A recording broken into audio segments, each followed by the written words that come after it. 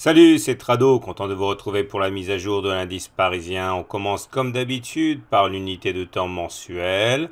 Et bon, ben pas grand-chose de neuf, évidemment, nous ne sommes que le 6 du mois, nous sommes toujours bien orientés en tendance haussière. Vous le voyez, on est dans un canal noir ascendant, on est au-dessus d'un nuage qui monte, on a la M7 en support, la Tenkan en support, la M20.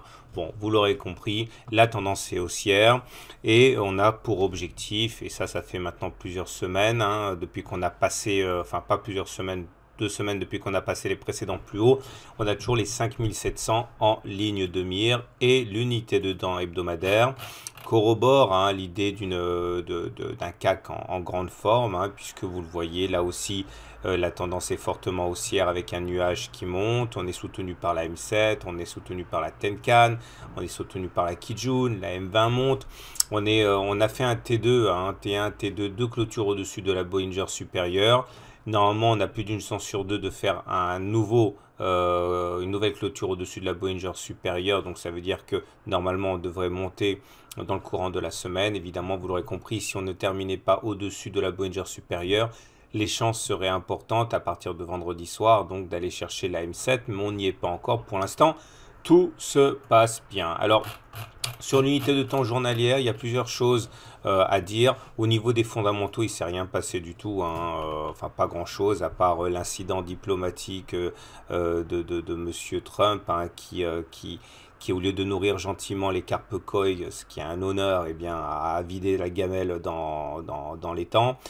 C'est vraiment la chose la plus importante qui apparemment semble avoir marqué les esprits aujourd'hui. Et donc, on se retrouve dans une situation où il semble se dessiner un trading range, un nouveau trading range. Ici, vous voyez, on a mis 3 semaines à s'extraire de ce trading range qui était là. On en est sorti violemment. Et là, de la même manière, hein, il semble se dessiner une marge de variation comprise entre 5480 et 5530, on va dire un gros 50 points dans lesquels les cours semblent vouloir évoluer. Et je ne pense pas qu'on puisse attendre à quoi que ce soit de significatif tant qu'on restera à l'intérieur de cette zone de latéralisation.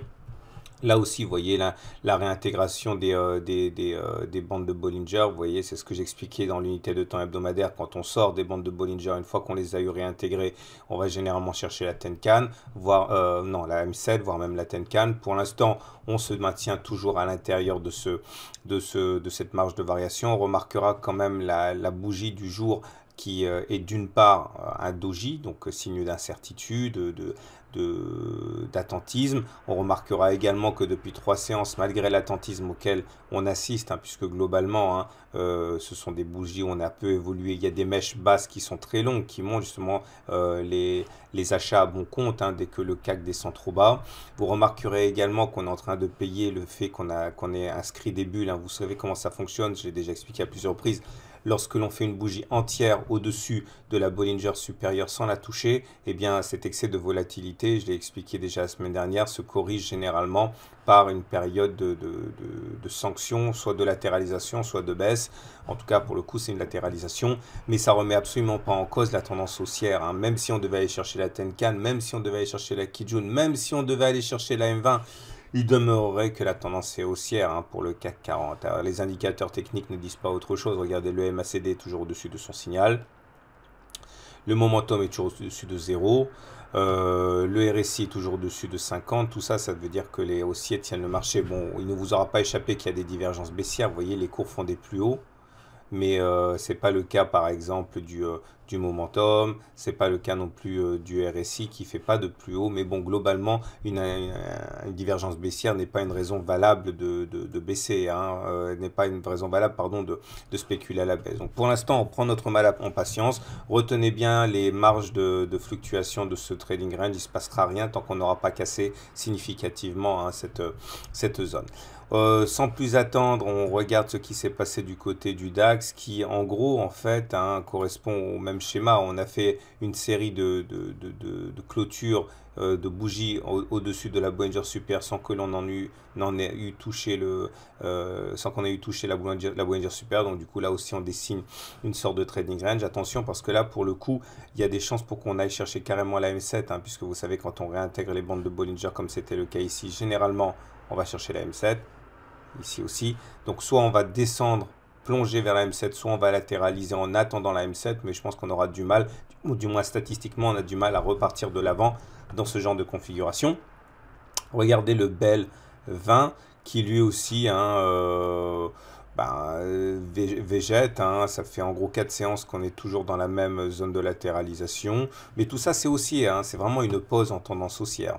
On regarde le Dow Jones qui tendance haussière également, M20 qui monte, Tenkan qui monte, Kijun qui monte, bon, tout est haussier. On a du mal à repartir de l'avant parce que on manque de catalyseurs, hein. Qu'est-ce qui n'a pas déjà été dit par rapport à la bonne santé, hein, dans cette surenchère, mais en tout cas, même si on végète un petit peu, la tendance elle est haussière, hein. Et c'est également le cas pour le SP500 qui s'adjuge un petit 0,1%, bloqué par la Bollinger supérieure. C'est normal, la Bollinger supérieure joue souvent un rôle de résistance. Et pour terminer, le Nikkei également, hein, qui, même s'il termine sur une note à peu près stable, hein, regardez la bonne forme du Nikkei, c'est quand même ébouriffant. Voilà, donc pas grand chose à dire, c'est haussier, et puis on fait une petite pause, hein.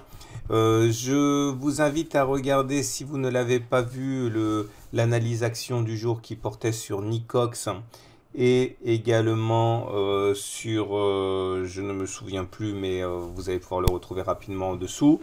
Et vous avez également accès à l'analyse de moyen et long terme, hein, où j'ai passé en revue non seulement le CAC, le DAX, le SP500, mais également le FTSE, l'indice anglais, et le Nikkei. Voilà, je vous souhaite une bonne soirée, et demain l'analyse technique du CAC 40 aura lieu un petit peu plus tard parce que je serai en déplacement. Voilà, à demain pour la mise à jour.